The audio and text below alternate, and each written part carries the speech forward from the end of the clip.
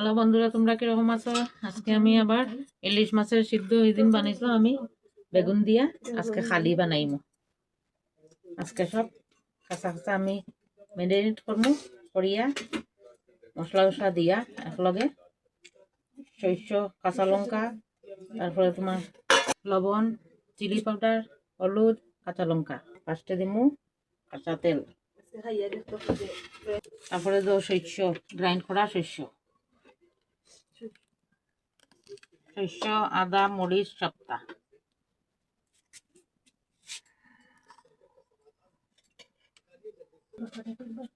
এখন দিলাম কাঁচা লঙ্কা, চিলি পাউডার, হলুদ,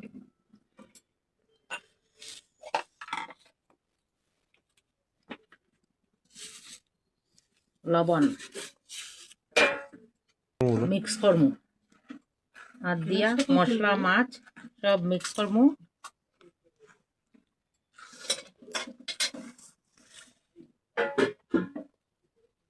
একটু হলুদ আসলো, এটাও দিলাই।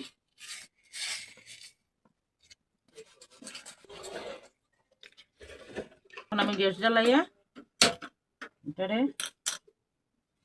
বয়াই দিই। একটু জল লইলাম, জল দিমু,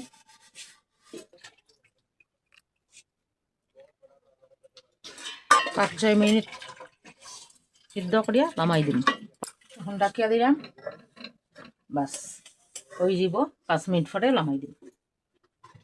তোমরা দেখতে থাকো, তোমরা ওই রকম খাসা বানায় খাইও, স্বাদ লাগবে, টেস্টি লাগে।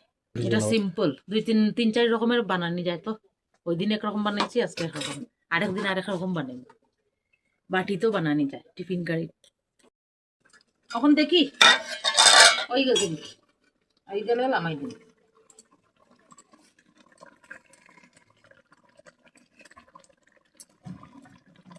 কেন কষ্ট করিয়া খাসা খাই লাভ নাই, কাইল করিয়া। পেঁয়াজ আমি এখন দিলাম, পেঁয়াজের গন্ধটা থাকে, খাইতে ভাল লাগে। একটু জল দিছি, পেঁয়াজটা নরমও আর লাগে, একটু জল দিলাম, লামাইলিম একটু করে। কি সুন্দর হয়েছে কালার, দেখো। রান্নার মাঝে হইল কি, মশলা যত চন্দন অত রন্ধন। মশলা যেরকম হইব তরকারি ওরকম হইব। ডাকলাম, এখন আমি গ্যাস অফ করে দেবো। এখন আমরা খাইতে বইছি সব, একটু খাইয়া দেখি তারা।